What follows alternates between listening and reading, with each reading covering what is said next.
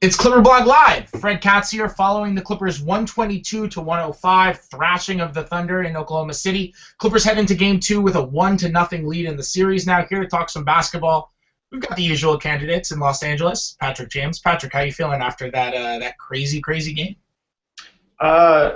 Couple decades of Clipper fandom have me still a little worried that they might blow it at the end of the game, but maybe sometime later tonight we'll find out. They didn't quite hold on, but yeah, so far so good.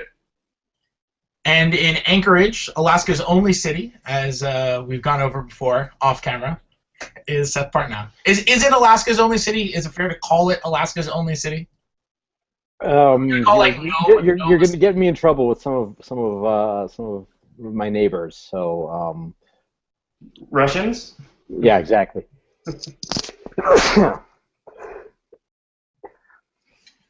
All right, well, there you go. You go right to him for the sneeze. That's a karmic sneeze right there. That's his neighbor wishing sickness on him. We can legitimately say the original meaning of God bless you for that one, because you might be jinxed after crushing your own state. Let's talk about another crushing. Clippers win by 17. It felt like a lot more than that. It felt like a lot more than 17 points.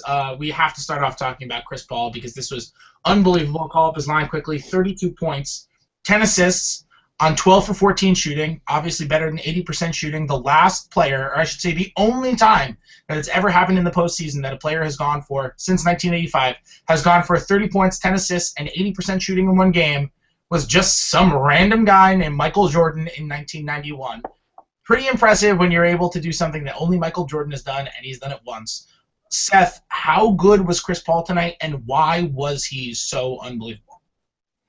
I mean, he made shots. It sounds simple, but I mean, the shots he was taking in large part were not easy shots, and he was doing well to get himself open off of good dribble moves. But still, hitting, what was he, 8 of 9 from 3? Hitting 8 of 9 basically all on pull-up threes is, many very good NBA players would struggle to do that in an empty gym. So basically, he shot the heck out of the ball tonight. And that wasn't all he did well, but that was certainly the basis of everything he did well in terms of drawing extra attention and then able to get assists to people. Because if you think he's going to make every shot, that all of a sudden 3 guys are running at him and other people are open all over the court. Yeah, there was a play in the third quarter where he passed up what was effectively an open layup in the paint to get Jamal Crawford a corner 3. I guess if by the time he would have fully turned around, Ibaka could have. Was it Ibaka? Coverage could have come to contest his layup, but it was still kind of impressive because it's like, I've got a pretty good open layup. I'm gonna go for a better shot in the corner, and of course Jamal Crawford knocked it down because that's the kind of night it was for the Clippers. But when Paul is making shots like that and he's getting to the spots he wants to get to on the floor, he just becomes such a difficult cover because his passing is actually his best asset. And that's his greatest skill, is his vision and ability to get the ball where he wants it. So yeah, I mean, it was just an impressive performance all around. Yeah, I mean, you mentioned the passing. I mean, it was that play by Crawford was kind of the perfect microcosm of his entire game, just because it was him toying with the Thunder. He was able to do whatever he wanted tonight.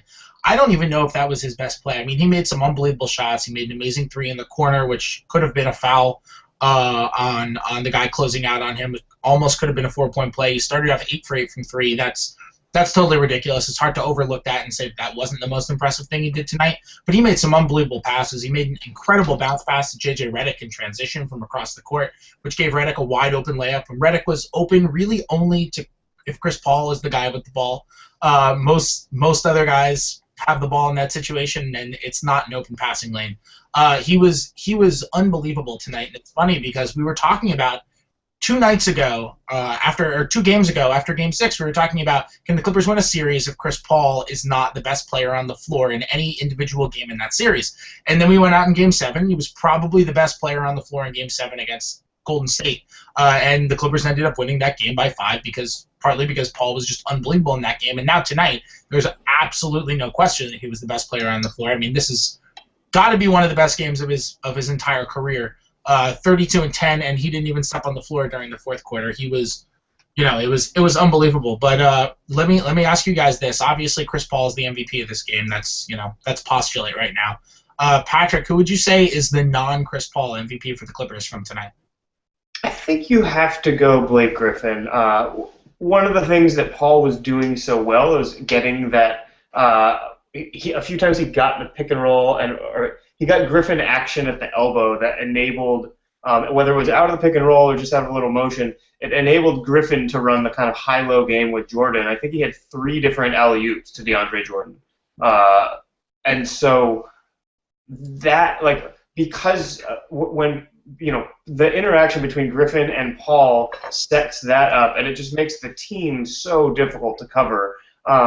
So even though Griffin had, not an eye-popping game in terms of stats or, post-production, the things that were coming out of, his touches, I thought were super valuable for the team.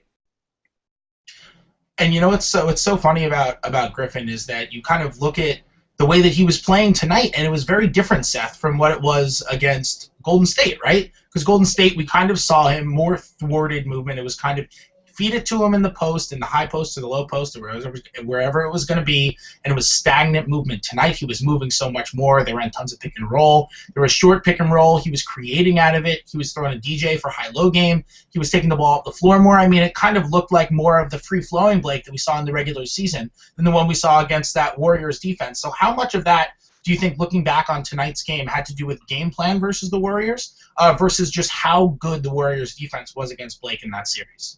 I think it had more to do with just the matchup. I mean, this was a much more traditional matchup for Blake and the Clippers in general. I mean, he was, people who were guarding him were in the Warriors series tended to be smaller and quicker, and maybe having him face the basket and put the ball on the floor wasn't the best plan. I think I think if you have Draymond Green guarding him, you're probably asking for turnovers if you're trying to have Blake face him up and take him off the dribble. Whereas if it's Serge Ibaka or Nick Collison or Steven Adams, then as with most teams that play 2 traditional bigs in the league, then his kind of quickness and ball handling allowed him to really play that normal game that we did see for much of the regular season in terms of him being an offensive initiator and getting the ball in the wing or getting the ball at the elbow, or even bring the ball up the floor, like you said.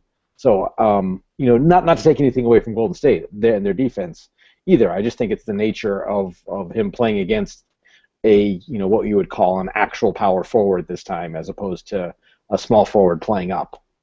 Now, obviously, the offense was unbelievable tonight. The Clippers were 55% from the field, 15 of 29, 52% from 3, and though they struggled at the free throw line, a lot of that had to do with the Deca DJ they went to, and I think it was the third quarter when the Thunder were down by about 25 already, and Jordan went 1 for 8 from the line. So that had something to do with the Clippers' struggles, or a lot to do with the Clippers' struggles at the line, I should say. But tonight, I think you can make a legitimate argument that outside of Chris Paul, the defense was just as good as the offense. Patrick, is that a crazy thing for me to say? Because I thought the Clippers defense looked pretty good tonight against an offense which has the capability of being able to just go nuts whenever they want. Yeah, if the fourth quarter hadn't involved if it hadn't been such a big lead and you wouldn't have seen the kind of complete emptying of the benches, we might have a final score that was a little bit more representative of that defense. But yeah, I mean, I think the Clippers really did a good job of playing to their strengths. They forced, I believe, 17 turnovers while giving the ball up only 8 times. And so, both of these teams we think of as being quite good in transition. That's kind of like the image that you think of immediately with each team is it's either like a lengthy Thunder player or a Clipper player running for a dunk in transition. And the Clippers being able to get to force the issue on defense. make the Thunder uncomfortable on offense, that I think was a big thing, a big part of their success today. Seth, would you say that who would you, or you know what, I'm going to ask you, who do you think was the Clippers' most important defender tonight? Because you look at it and DeAndre wasn't really pulling down that many boards. It was kind of an out of character DeAndre game in terms of rebounding, but he was pretty active. His pick and roll coverage was pretty decent. And I mean, you look at kind of the lines for guys like Ibaka, Durant, and Westbrook, and they were pretty good. You know, Durant got his 25, Westbrook got his 29 on 9 for 14 shooting, and Ibaka was, you know, hitting his mid-range shots and went 6 for 9 from the field. But they kind of shut down everybody else. And you figure that if those guys can score, but nobody else is going to score a lot, then the Clippers will probably be in pretty decent shape, right? Yeah, they did. Again, they did force or somewhere between force and allow Westbrook to commit a bunch of turnovers tonight. And again, it's hard to say how much of that was the Clippers defense and how much of that was tonight. Even though he had kind of the good shooting line, I think we definitely saw kind of a little more out of control Westbrook than we did in Game 7 of that series. But I think that probably, I almost want to say Matt Barnes, just because even though Durant had a decent game, the way that the Clippers were shooting, and Chris Paul especially, the way for Oklahoma City to most likely the way for them to stay in the game would have been for Kevin Durant to kind of match and them go back and forth almost like a Rucker Park game or something like that. And while he didn't shut him down by any means, Barnes at least slowed him down enough that it was okay. Durant gets a bucket, Chris Paul gets 2, and obviously advantage Clips from there. So, but it's hard to pick out just one player who did well on defense. I think a lot of it was, as Patrick said, the transition opportunities and the fact that the Clippers weren't missing and weren't turning the ball over really kept the Thunder out of transition a lot, which let the Clips stay in the half court and really kind of their overall team effort really shone through, I thought. Let's get to some of these user questions from T. Hodge. I think what we all want to know right now is this sustainable for the Clippers, and what adjustments can the Thunder do to counter and slow down the offense if they can make any of them? I think it's fair to say that this is not sustainable, right? I don't think the Clippers are going to shoot over 50% from the field, but I will cut T. Hodge a break and say I think he probably just means is dominating the game offensively going to be sustainable. Seth, would you say that Oklahoma City can make adjustments to slow this down, or were the Clippers or was Chris Paul maybe specifically just really really hot tonight? I mean, there's some of both. I think there are some even though the margin is kind of you chalk up to even if Chris Paul goes 4 of 9 from 3, they still win the game fairly comfortably. So there are some adjustments to be made.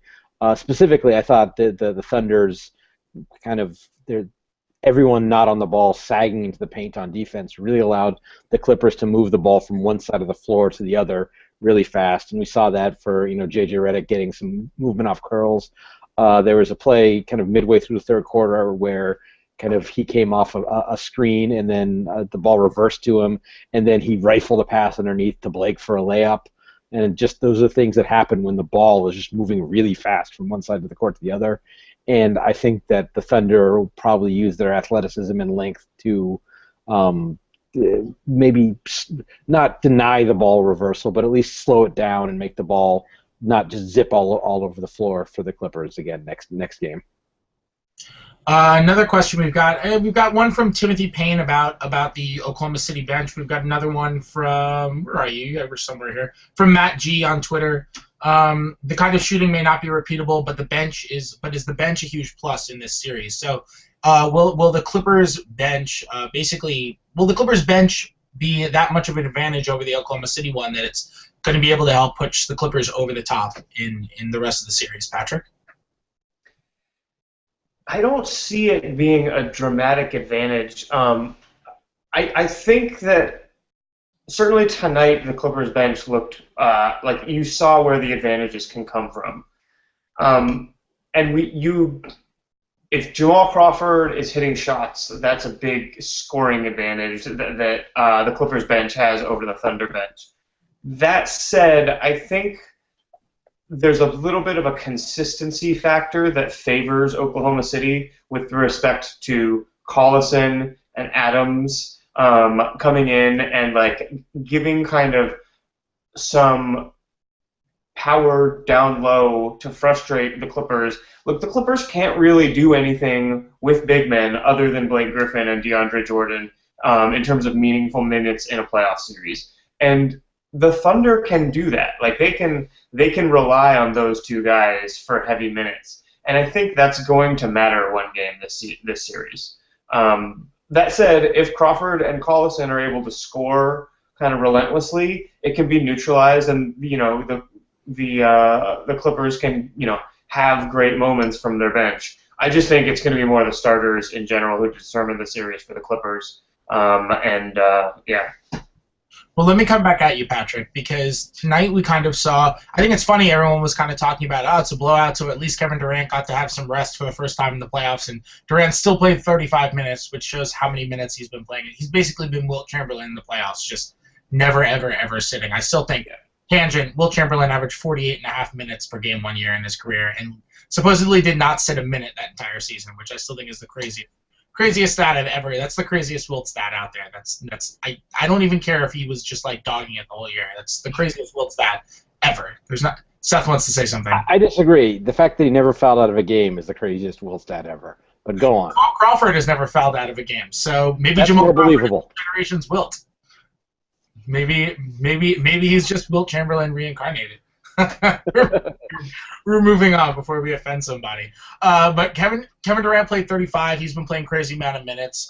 Westbrook was on a minutes limit at the end of the regular season, and obviously those were spiked coming into the playoffs. This is kind of what Timothy Payne was asking before in the comments section. Do the Thunder have to play outrageous minutes for their guys because Derek Fisher is not going to give you that kind of production on a consistent basis. Caron Butler is inconsistent if he's not just going to be a catch-and-shoot guy. Guys like Adams and Collison are very, very, very nice players, but they're they tend to get into foul trouble, and they're obviously not offensive players. They're more defensive glue guys. Are you going to have to play the Thunder Stars crazy amount of minutes in order to keep up with the Clippers if they're going to be shooting like this? Well, look, I mean, I think that over the last few years we've kind of seen when the Thunder have been successful, Durant and Westbrook are on the floor most of the time. It's much more of a Thibodeau approach than a Popovich approach in terms of minutes distribution. It's like get my best guys on the floor as much as possible rather than kind of switching people in and out and conserving energy. I don't know if that's a winning strategy. It doesn't. It seems like a little bit more desperate. But the thing about those two guys is they can take a team that's down 8 points with a minute to go and turn things around on a dime. So. Yes, I do think Durant and Westbrook will be, running ragged a little bit, but that might not necessarily help the Clippers. I don't see them getting too exhausted. And really, I think that's a fairly normal thing. I mean, when you talk about teams having kind of that next gear they hit in the playoffs, and maybe a team like the Bulls, you mentioned Thibodeau, maybe they don't have, that's kind of the first, the first card you play is. Well, all right, instead of playing my starters 34 minutes, you're going to play them 38 minutes, you're going to play them 40 minutes. And it's not like the Clippers are going to ease back on, on certainly not on Blake and DeAndre's minutes, because who else is there? So, yes, they're going to need big minutes out of Westbrook and Durant, but basically any team that's going to win the title this year is going to get, high 30s at least minutes from their, 2 or 3 best players. So I don't disagree with the statement. I don't really see it as a big deal because, with the days off between games and stuff like that, and the fact that kind of the end is in sight in terms of the season, I think that those guys are ready to play those minutes. Well, okay, so moving on. You guys know what we do at ClipperBlog Live. We nitpick like crazy, right? So the Clippers just won a game by 17. They were up, what was it, 26 or 28 points was their biggest lead in the second half. On a team that's arguably the favorites to win the title, that a lot of very intelligent people think are the best team in the NBA, with the likely MVP on the roster. So what we're going to do is we're going to look at rebounding margin and realize that the Clippers got out-rebounded 47-31 in this game, even though they were killing them. T. Hodge, again, another good question from him in the question, wants to know, Seth, is this something that obviously was not at all an issue tonight, but is this something that could be a theme in this series? And if it is that something that can come back to bite the Clippers in one of these games or more? It very easily could. I mean, it was a huge problem in the Golden State series. I mean, I forget what it was at the end of the series, but I looked before Game 7, and they were basically a third of the shots Golden State missed. Golden State was rebounding, and that was a big way that Golden State was able to win some games and stay close despite the having maybe some personnel issues. So yeah, it's obviously it's an issue, it's a problem, and hope it gets better. I mean, tonight you wonder how much of that was in the fourth quarter when it was, as Marv would say, extended garbage time, and how many of those were kind of rebounds off, Reggie Jackson flings at the basket or something like that bounced out to half court. Yes, it's something that if we're picking nits, it's something that we hope gets better. But personnel-wise, I think that if Blake and DeAndre can stay out of foul trouble, it's something the Clippers can deal with for this series. Okay, so the Clippers win this one by 17 points. We figure that even if you figure that the Clippers would split in Oklahoma City, kind of killing them like this was probably not something anybody expected. They played a pretty much a perfect game tonight, if that's as close to a perfect game as they're going to play. So Patrick, how does this bode for Game 2? Is this a situation where you figure, all right, Oklahoma City comes back, they make a couple adjustments, Durant and Westbrook just come out and they kill them, and Oklahoma City wins that game and it's 1-1 headed back to LA? Or did the Clippers show something where, they could go back with a 2-0 lead going back to Los Angeles, and they could really, really take a big leap forward in the series? You're smiling, you're like, you're getting so far ahead of yourself. No, you answered my question kind of. Like, you could have left it open. Look, yeah, it could bode well. I think it's way more likely that Oklahoma City responds because this team is very good. They've been good all year long, and Chris Paul's not going to go 8 for 9 from 3. There's a back-breaking quality to getting down to 15 points or something in the third quarter and then seeing that ball go through the hoop again. That on a normal night, a couple of those back-breaking threes don't happen, and then maybe a run takes place that didn't happen tonight. Just because that's how stuff works. It's all about momentum. So I would say it's way more likely that we see Oklahoma City come back and win a kind of tightly contested Game 2 than for the Clippers to win again, and certainly to win again easily. But it's certainly tonight showed it's possible for the Clippers to go back 2-0. Two things. First of all, I think if anyone who watched after Game 7 saw me predict the Clippers no-show in Game 1, so I feel like you're asking me for prediction just to set me up for later mockery, Fred, and I appreciate that.